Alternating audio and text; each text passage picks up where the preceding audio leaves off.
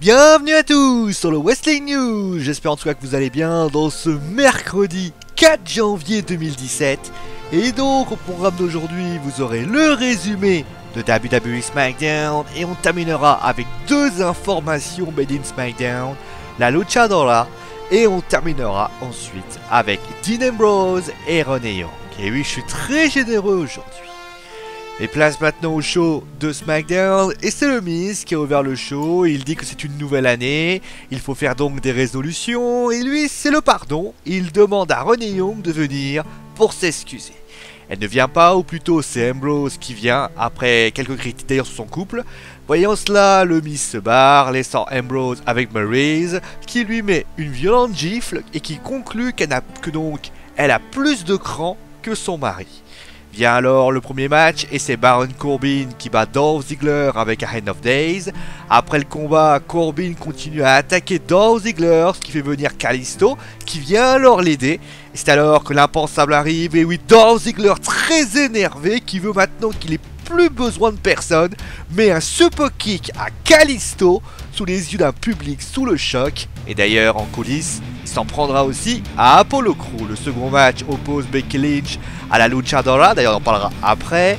Et victoire de Lynch avec un Dishammer. D'ailleurs après le combat, la démasque. Et c'est Bliss, oui c'est Bliss. Elle a une sœur jumelle, ah c'est ça. Et moi je parle comme ça. Bon, en tout cas, on sait pas trop, en tout cas je sais pas pourquoi je parle comme ça, mais en tout cas ce n'est pas du tout Alexa Bliss, puisque la Luchadora originale apparaît et permet à Bliss de remettre un DDT à Becky Lynch. On a maintenant une série de contrats entre John Cena et The Phenomenal AJ Styles.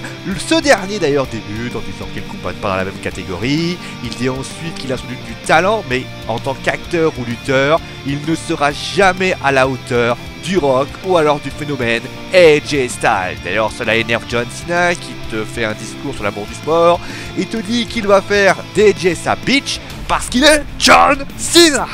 Ça c'est des arguments. Baron Corbin arrive ensuite, déclarant être le nouveau vainqueur du Royal Rumble, donc il participera au Royal Rumble match, permettant ainsi à AJ Styles d'attaquer son adversaire, et Corbin finit par dire que Styles a finalement raison. Cena et Has-Been, voilà, après deux matchs qu'on a vu Carmella battre Alia avec l'aide de James Ellsworth et American Alpha battre la Team Breezango sous les yeux des Wyatt. Nikki Bella arrive et déclare qu'elle ne peut pas haïr Natalya sur ses propos car elles ne sont pas vraies. Elle et sa sœur ont bossé très dur, elles méritent leur place. Natalya arrive alors, critique Nikki, prétendant d'ailleurs une truc très violent, c'est qu'elle a quand même dit que Bret Hart a sans doute fait des trucs à Bret Hart par rapport à ses propos.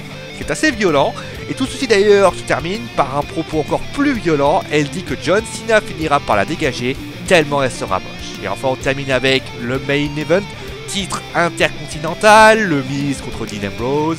Et bien mesdames et messieurs, et oui le titre n'est plus incroyable, il est maintenant lunatique. Et oui car victoire et nouveau champion Dean Ambrose avec un Dirty Deed concluant le show. Et d'ailleurs maintenant on va passer au couple, avant de parler bien sûr à la Luchadora. On passe au couple de SmackDown. Non, je ne parle pas du Miz et de Maryse, mais bien de Dean Ambrose et de Renee Young. Souvenez-vous, il y a 2 semaines, Renee mettait une baigne au Miz par rapport à certains propos.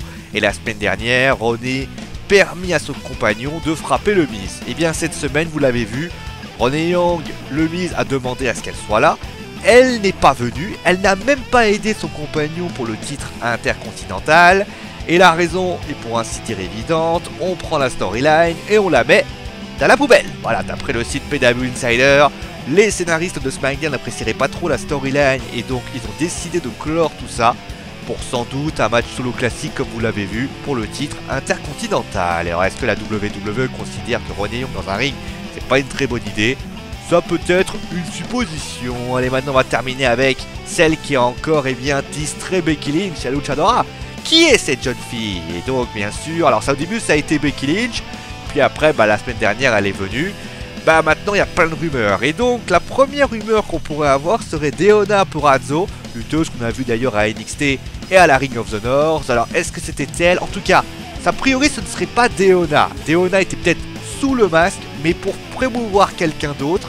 En fait, Deonna va permettre en fait de faire patienter le WWE Universe pour permettre en fait que les tests médicaux de Mickie James soient valides et ainsi faire son retour et déclarer à ce moment-là à Becky qu'elle était vraiment l'assaillante et qu'elle est bien la luchadora. Une idée qui est bien évidemment vraiment tirée par les cheveux. Voilà, c'est la fin du Wrestling News. J'espère que l'émission vous a plu. Demain au programme, on se retrouvera avec le résumé de NXT et on terminera avec Paige. Elle était à Raw. Qu'est-ce qu'elle est allée faire là-bas? On vous dit ça demain. Voilà, vous savez tout. Passez donc une bonne soirée. N'hésitez pas bien sûr à aimer, partager et à vous abonner si vous avez surkiffé cette vidéo. Nous on se retrouve demain. Allez, des gros bisous à tous et ciao tout le monde!